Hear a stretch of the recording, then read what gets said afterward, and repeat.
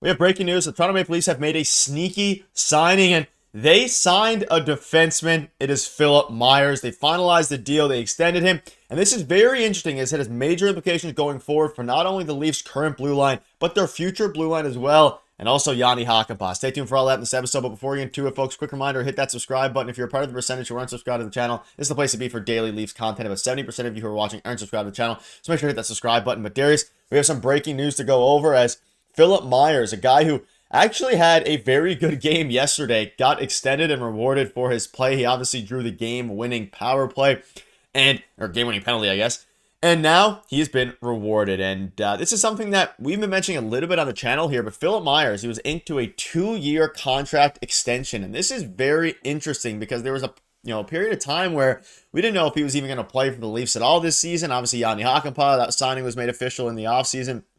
And you can see here, it's a 2-year, $850,000 per year deal. An absolute bargain for the Toronto Maple Leafs, especially given his play. And there's times where he's definitely not shy of shooting the puck. He has his flaws, of course, but for a depth defenseman, probably the 7th defenseman on the team right now, depending on where you rank Benoit and Timmins, having him locked down, the Leafs are doing a good job at getting their guys locked down at very reasonable contracts, whether that's Jake McCabe earlier on in the season, or in this case now, Philip Myers. And there's some other ones coming up like Steven Lorentz as well, but they got Philip Myers locked in here in a 2-year deal.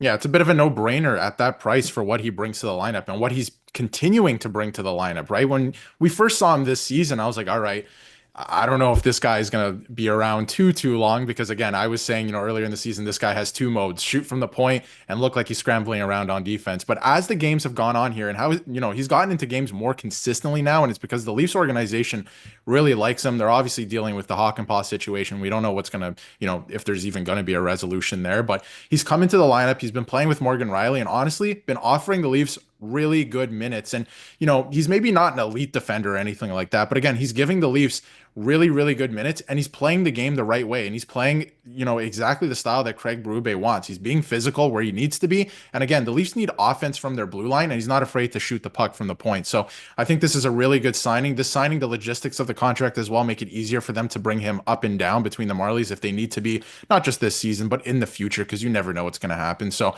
I think this is a really good signing, very low risk for the Leafs considering how he's playing too. And by all accounts, what we've heard too behind the scenes, that the Leafs really like this player and this player loves to play for this organization. So it just seemed like a win-win. It's a good fit right now. I don't know if he's a solution come playoff time, but for the time being, as he continues to get in games and as the season has gone on, he's only gotten better. It's not going the other way. So I like what I've seen from Philippe Meyer, and he's definitely changed my mind. Yeah, 2 years, 850K a year.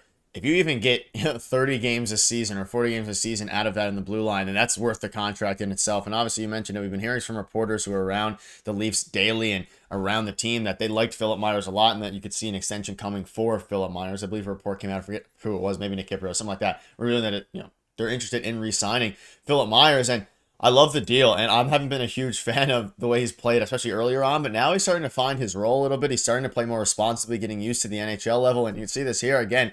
AAV of $850,000. He's not a prospect. He's not a rookie. He's 27 years old. He appeared in 11 games for the Maple Leafs this season, 2 assists while averaging 17 minutes a game. And we know he's experienced time in the NHL with other teams like the Flyers, the Lightning, and Toronto. But now to be able to kind of work alongside Morgan Riley, obviously he's played in the NHL before, but he's starting to figure out how to play Craig Berube's style of play, which is something that actually benefits a lot of the defensemen that the Leafs have at this point. And we think back to when they signed Philip Myers back in July. We made video on it. We had multiple videos on the streams discussing it. We didn't think it was going to be a huge signing. And now here we are a few months later, and he is going to be a Maple Leaf for at least the next couple of years. And you can see this from Kyle Cushman. Phil Myers was among the best even-strength defensemen in the AHL last year. An excellent depth signing that fits what the Leafs want at 6'6". This was back when they signed him, of course. Cup of coffee with the Marlies in 2022 as a loan. If he's the guy he was last year, he can push for NHL minutes. Shout out to him, pumping his own tires a little bit. Great call. Myers was a signing I quite liked in the summer. Definitely a guy worth keeping around. I think he can play a regular role. And you cannot have enough defensemen on any NHL team, let alone the Toronto Maple Leafs, who are dealing with some injuries, specifically Yanni Hakanpää here. But now it's going to be interesting to see how he competes with Benoit, who they also recently signed to a 2-year deal, and of course Connor Timmins as well, who they decided to keep and not trade. And they obviously traded Timothy Liljegren, or Liljegren now in San Jose. So, or Tim Liljegren, I guess technically in San Jose. So there's a lot of moving pieces here regarding the blue line. Yeah, and I love what Brad Living did in the summer. We were talking about it, and I didn't think that this guy in Fleet Meyer was going to be a difference maker for the Toronto Maple Leafs. I was like, this is a great move in case there's a couple injuries and this guy has to come in and play a couple games.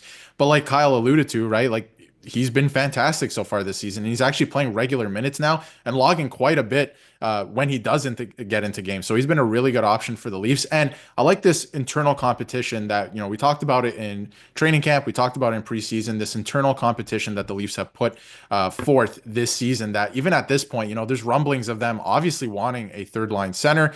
That's what they're going to target, but also another defenseman. So knowing that that could be coming as well, a lot of these guys are fighting for spots. Philippe Myers playing well. Could he push a guy like, Connor Timmins or Benoit out of the lineup, right? I love the fact that, I love Benoit as well.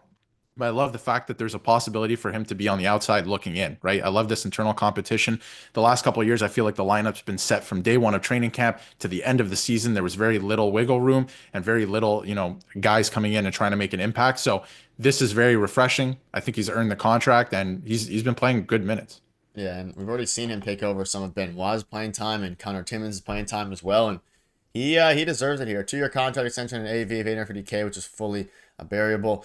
Myers has been excellent with Riley, but if the Leafs add another right defenseman, this extension makes it a lot easier to pass him through waivers. Love to see him rewarded. So that's another interesting thing is now if they put him through waivers, obviously the team would have to absorb that contract, which makes it easier for him to pass through. There's a lot of different things and implications for this, and of course the Yanni Hakanpää thing. How much faith do they have in Yanni Hakanpää returning? Probably not very much at all, and I don't think it's a direct correlation, but again, Yanni Hakanpää was supposed to be that guy. And we think about how Craig Berube has praised Myers in the past. He's been simple and physical. When he gets the puck, he makes a simple play, and he's been good around our net, boxing out and being physical in our D zone. He needs to continue doing that and not complicate the game at all. And as you look at the pairings, again, the first pairing has been Morgan Riley and Philippe Myers, and we mentioned it in our stream literally yesterday about how well he's been playing, so it's good to see him rewarded. And in this case, Connor Timmins is obviously the one factoring out. We've seen flashes of good play from him as well, and regarding the stats, I mean, he's averaging 17 minutes a game, so he's been playing a lot of hockey, and only 11 games, but in those 11 games, almost touching 20 minutes of ice time a game. He's a huge body. He can be physical.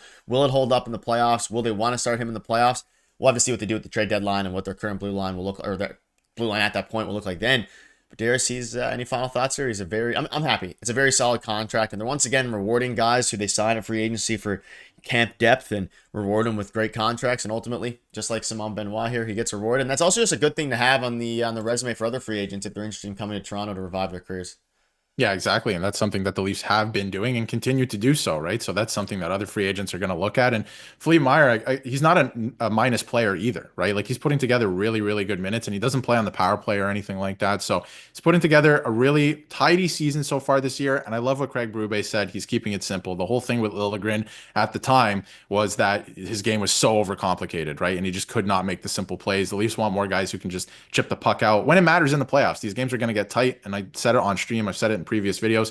They've built a team here that plays low event hockey, but it's hockey that is sustainable and that they can win in the playoffs. So I want to see it in the playoffs, right? But so far this season, I like the acquisitions of guys like this and the fact that they re-signed them is a good thing. Listen to what your thoughts are on this. A big move, lots of more moves coming. News is dropping like crazy, so we'll keep you up to date with all that. So make sure to hit the subscribe button. See you guys later.